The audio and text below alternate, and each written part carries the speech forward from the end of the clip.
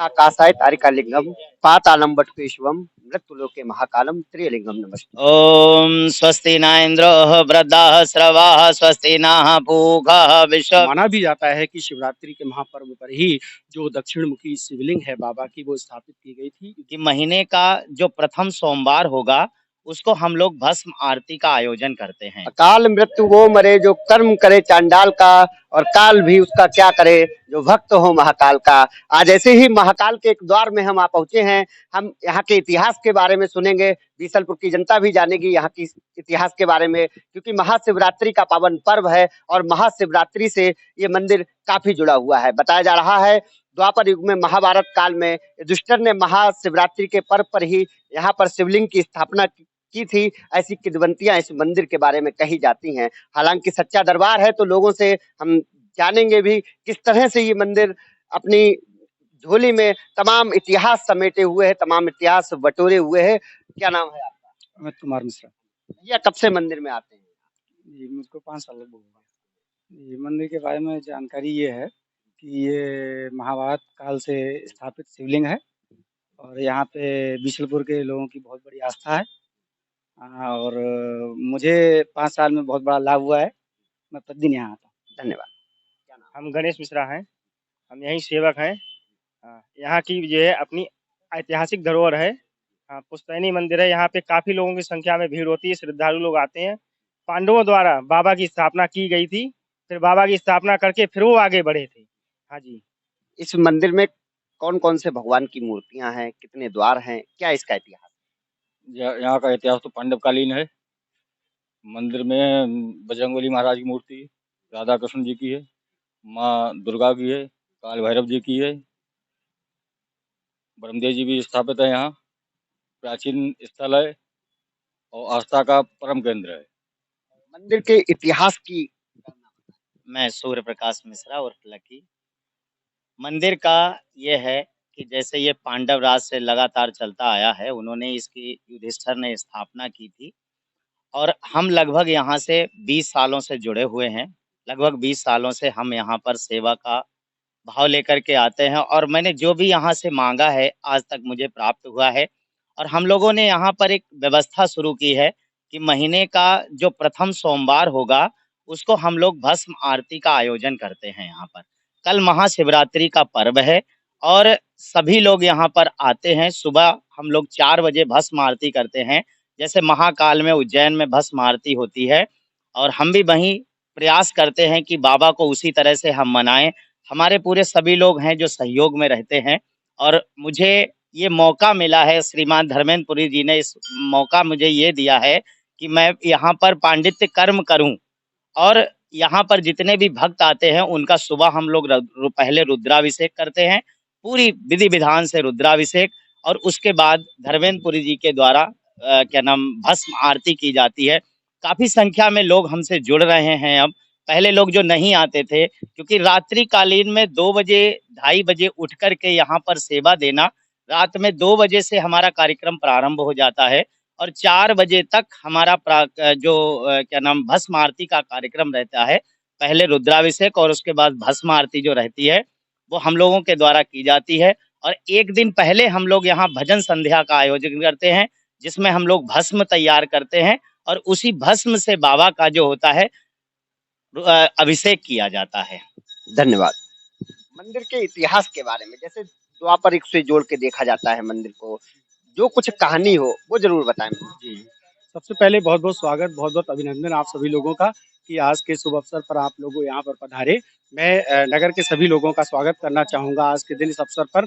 जैसा कि भैया ने प्रश्न किया है, सवाल किया है यहाँ के इतिहास के बारे में, निसंदेह ही मंदिर का इतिहास अति प्राचीन, बहुत ही पुरातन है। जैसा कि माना जाता है कि पांडवकालीन इतिहास यहाँ का है। जैसे पांडवों ने एक सीरीज के तहत गोमती जो उद्गम स्थल है वहाँ से लेकर के उसके बेल्ट में किनारे-किनारे जितने भी मंदिर स्थापित किए, शिवलिंग स्थापित किए, उन्हीं में से एक शिवलिंग बाबा गुलेश्वर नाथ जी का भी है। ऐसा माना जाता है हमारे ऋषियों ने और जितने भी यहाँ पर साधु संत और पुरातन जो भी लोग थे, उनके माध्यम से जो जानकारी हमने एकत्र की है, वो ये कहती है कि जो हमारा जो बाबा गुलेश्वर नाथ जी का शिवलिंग है, लगभग 5000 वर्ष पुराना है, क्योंकि महाभारत काल को भी लगभग 5000 वर्ष हो चुके हैं। बड़ी ही मनोकामना का केंद्र है ये, जन आस्था का केंद्र है, लगभग हज़ारों की संख्या में लोग नियमित रूप से यहाँ पर आते हैं, दर्शन करते हैं। सावन में तो लगभग हज़ारों लोगों की संख्या में लोग कांवड़िया यहाँ पर आते हैं और रामलीला जो मेला है, वो तो लगभग विश्व प्रसिद्ध मेला है भारत का।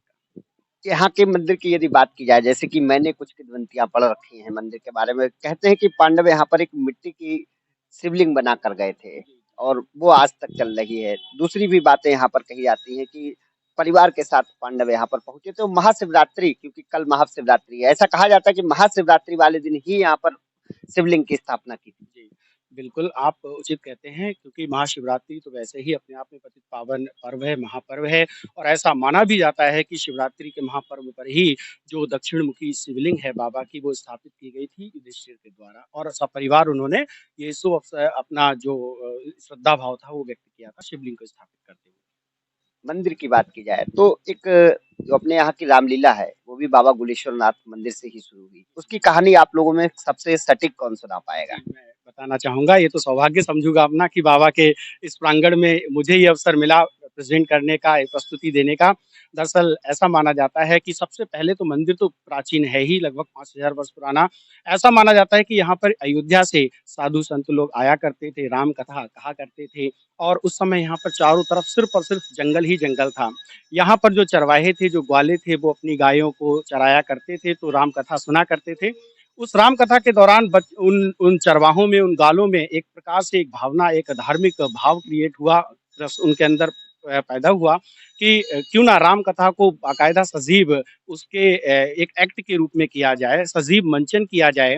धीरे-धीरे उन चरवाहों ने उन साधु संतों की मदद से, उन आचार्यों की मदद से एक छोटी-सी रामलीला स्वयं एक छोटे से स्तर पर खेलना शुरू की। धीरे-धीरे नगर के लोगों में वो बात प्रचलित हुई और फिर नगर के बहुत से लोग, विद्वान लोग आगे आए, बहुत से परिवारों ने अपना-अपना सहयोग किया, किसी ने धन से, किसी ने तन से, किसी ने मन से और छोटे-छोटे अलग-अलग वस्त्रों के रूप में लोगों ने व्यवस्थाएँ की और धीरे-धीरे जो रामलीला मेला था उसकी शुरुआत हो गई। लगभग 1847 से पहले इसकी शुरुआत हो गई थी, लेकिन जो मूर्त रूप पूरी तरह से कमेटी का गठन होना लगभग 1947 जब भारत आज़ाद हुआ, उसके बाद ये सारा जो प्रोसीजर था वो अपनाया गया और जो यहाँ की बीसलपुर की जनता थी उसने बड़े ही मनोयोग से और सनातन धर्म की एक भावना के साथ इस सुंदर रमणीक रामलीला की प्रस्तुति शुरू की। कहा जाता है 1985 से वर्ष 2000 तक बीसलपुर का रामलीला जो मेला था, वो ऐतिहासिक बन गया था। कई शहादतें हुई थी। कुछ बताएं? जी, जी, बिल्कुल, बिल्कुल आशुतोष भैया आप ये बिल्कुल सही कह रहे हैं। जैसा कि माना जाता है कि हमारे यहाँ लगभग 87 के आसपास की बात है, जो कल्लूमल जी जो रावण का अभिनय किया करते थे, लगभग शनिवार का दिन था, रावण का अभिनय ही कर रहे थे, दशहरा का दिन था। इवन जो डीएम और जो एसडीएम थे, वो भी उस समय मौजूद थे और जैसे ही रावण वध का मंचन किया गया, उन्होंने अपने प्राण त्याग दिए थे और इस ऐतिहासिक घटना को जो प्रमाण है वो वहाँ पर बनी हुई जो उनका स्टैच्यू है, उनका जो मूर्ति है, उनका जो विग्रह है वो ये बताता है कि किस तरह से यहाँ पर इस तरह की शहादत, इस तरह की जो मंचन हुआ, वास्तविक मंचन हुआ। ऐसा माना जाता है कि भगवान राम के द्वारा ही उनको अपने स्थान पर बुलाया गया। धन्यवाद। मेरा नाम सुमित सैनी है। जैसा कि सबने अभी वर्णन किया है, मंदिर का इतिहास बताया है, मैं उसी के साथ एक चीज़ ऐड करना चाहूँगा जो हमारी यूथ के लिए है कि केवल एक धर्म, एक परंपरा जो हमारा सनातन धर्म इतना वैदिक कालीन है, इतना साइंटिफिक है, तो उससे हम जुड़ करके जो इस तरह के हमारे त्योहार हैं, उसमें हम अपने मंदिरों में जाएँ, अपने वेद ग्रंथों को पढ़ें, उनका जो उनके अंदर धरोहर छुपी हुई है, उसको हम बाहर निकालें और मंदिर का इतिहास जिस तरह सब लोगों ने वर्णन किया, मंदिर एक बहुत पुरातन संस्कृति को अपने अंदर बटोरे हुए है। धन्यवाद। आपको याद होगा यूरोपीय देशों पर संकट की बात हमारे पंचांग ने पहले ही बता दी थी। काफी फोटो वायरल हो रहा है, आपने देखा होगा। जी, हाँ। बीसलपुर के शिव मंदिर, यहाँ पर 3 मुख्य मंदिर भी हैं। जैसे कि यहाँ पर भगवान विष्णु का मंदिर है, इधर संतोषी माता का मंदिर है, इधर भगवान शिव का मंदिर है। तो वर्णन करेंगे क्या प्रत्येक मंदिर का? हाँ जी, ये शिव मंदिर है। यहाँ पर शिव जी की पूजा होती है। शिव जी की पूजा का सावन में विशेष महत्व होता है। ठीक है, लोग आस्था से यहाँ जुड़े हुए हैं और भगवान विष्णु की पूजा तब होती है जब मल मास होता है। बहुत भीड़ यहाँ पर इकट्ठी होती है। भगवान विष्णु को ही उस समय पूजा जाता है और जब भगवान का शयन हो जाता है और जब से लेकर के देवउठानी एकादशी जब तक नहीं होती है, तब तक लगातार यहाँ पर भक्त जो हैं भगवान की पूजा करने के लिए आते हैं, विष्णु भगवान की। और माता संतोषी का मंदिर है, ये बहुत ही पुराना है। लोग आज से कम 30-35 साल पहले संतोषी माता का व्रत, एक ऐसा व्रत हुआ करता था जो शायद सभी घरों में महिलाएं उस व्रत को रखती थीं और उस समय का ये प्राचीन मंदिर है। इसीलिए यहाँ पर संतोषी माता का भी बड़ा महत्व है और लोग यहाँ पर प्रत्येक शुक्रवार को माता से अपनी मन्नत मांगने के लिए आते हैं। देखिए, जहाँ पर लोगों की आस्था पूरी होती है, लोगों की मन्नत पूरी होती है, वहाँ पर व्यक्ति बहुत सारी मतलब जैसे जनसंख्या में वहाँ पर पहुँच जाते हैं और इसी तरह से ये मंदिर जो है यहाँ पर अपने बहुत सारे भक्तों का आस्था का सैलाब यहाँ पर उमड़ता है। सावन के महीने में प्रत्येक दिन सुबह से लेकर के शाम तक आपको मंदिर में दर्शन करना, एक लाइन के रूप में, एक सदस्य के रूप में भगवान के दर्शन मिलते हैं।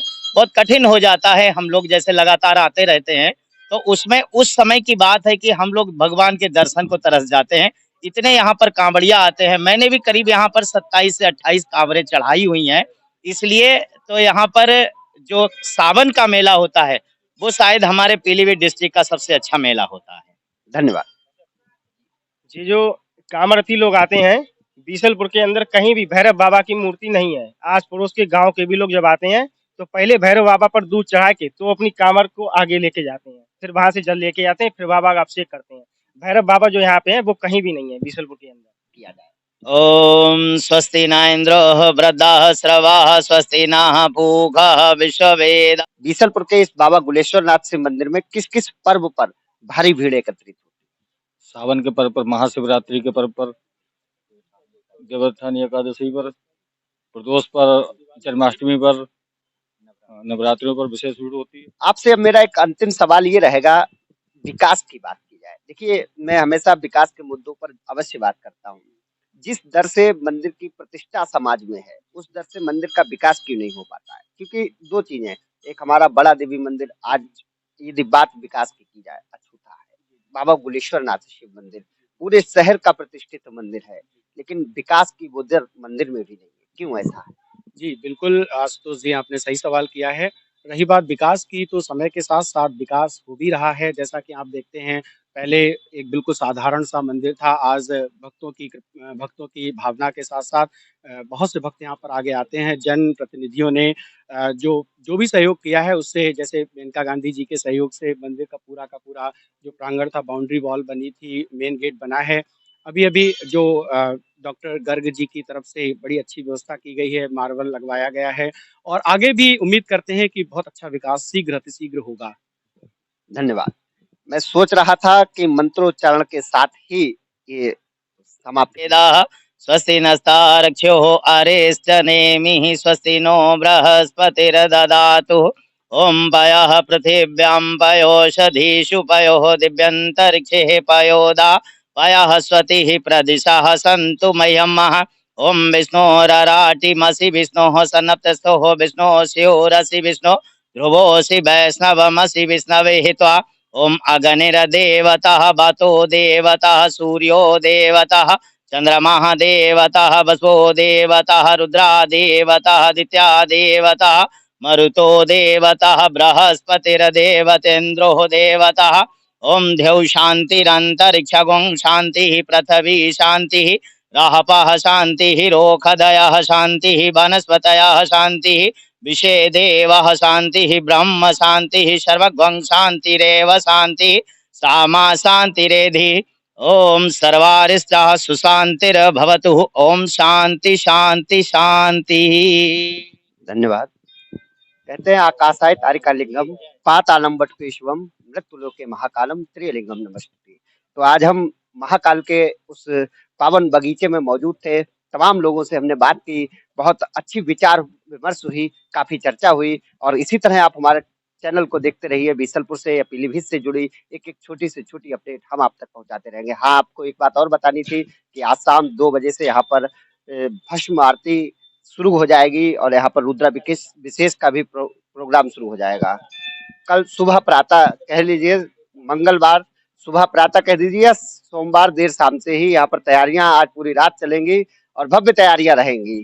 कैमरा सहयोगी शरद कुमार दुबे के साथ आशुतोष मिश्रा, यूपी अपडेट पीलीभीत।